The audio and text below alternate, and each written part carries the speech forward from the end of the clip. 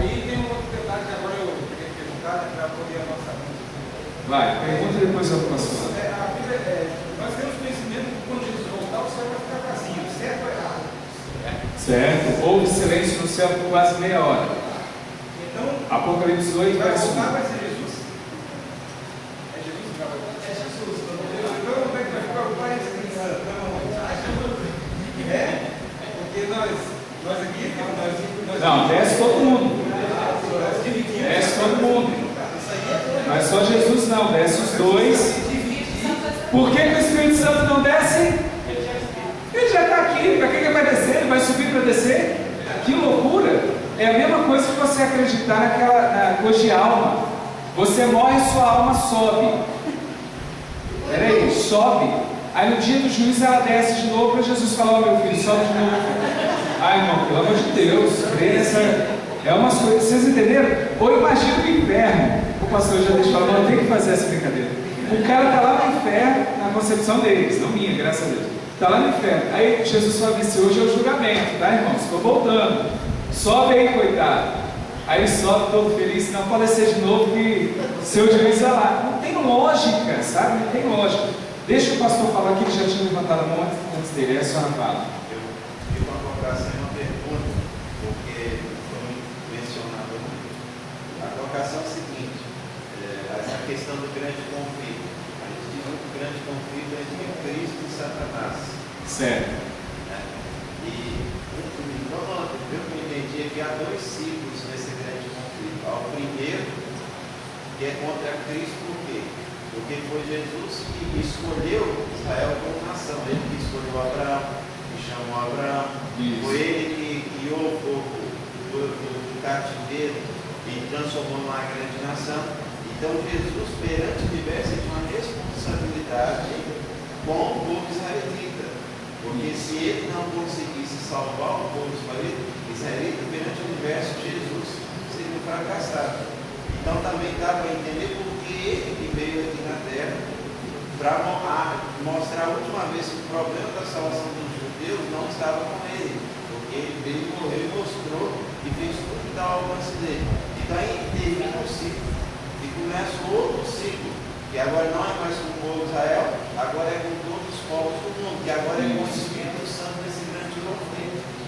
E é onde que entra a luta, mas não contra Cristo, que foi que Satanás fez aqui na terra, que tentou Jesus, que fez tudo contra Jesus, que está lá em Apocalipse. Isso. E o grande conflito era contra Jesus.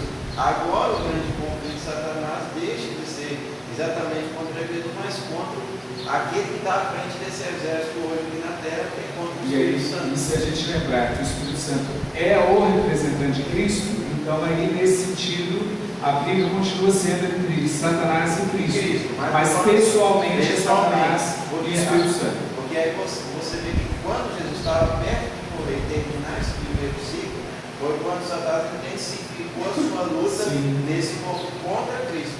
Se Jesus está perto de voltar hoje, nós entendemos que agora ele vai intensificar o seu conflito contra o líder desse exército terreno, que é o Espírito Santo. É isso sim.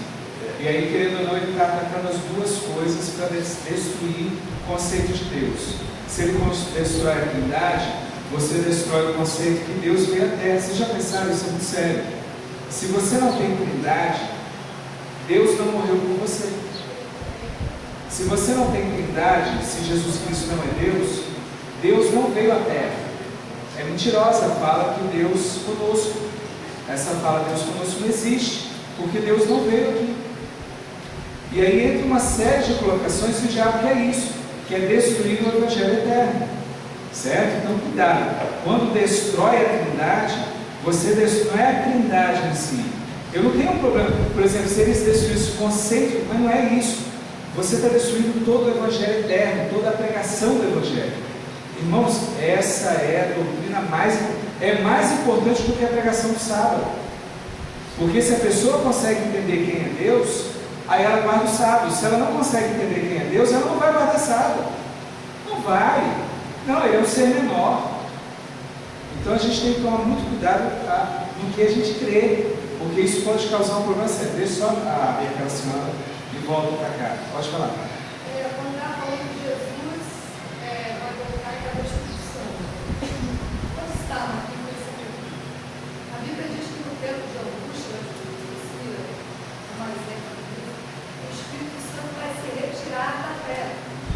vai se retirar no momento da volta de Jesus, como ele vai estar aqui? Não. Esse é um texto mal interpretado pelos irmãos também. O grande conflito, ele diz isso daí, que o Espírito Santo seria retirado do povo da terra. Aí quando você continua lendo a passagem, que é sobre o derramamento do Espírito Santo, ele fala assim, mas sobre os povos de Deus, o Espírito Santo desce com uma força maior sobre eles, que é Apocalipse 18, que é o grande derramamento do Espírito Santo, certo? Então assim, o que vai acontecer é que o Espírito Santo será retirado do povo da terra. É porque no Apocalipse, nessa ideia de finais dos tempos, nós já não somos mais habitantes da terra. Apocalipse, João fala assim, e aqueles que habitam no céu, porque nós já estamos, porque quando isso acontecer, a retirada do Espírito Santo, nós já seremos selados. Aí a Bíblia fala assim, nós não vamos ter mais um intercessor, mas o Espírito Santo nunca deixará, porque senão Cristo seria mentiroso. Porque ele falou assim, até o final dos tempos eu vou estar contigo. Vai estar contigo como? Até a consumação. Ou seja, no período de angústia, nós passaremos sem intercessor, porque ele saiu do santuário celestial, mas não sem o Espírito Santo. É o grande conflito. Se for o caso, a próxima pergunta, quando está a próxima pergunta, eu pego lá para a gente ter a passagem. Mas é retirado do povo da terra e ele atua com mais poder sobre a igreja, certo? Que é o derramamento, é a chuva serôdia, é o derramamento, é a última pregação, é o selamento do povo de Deus.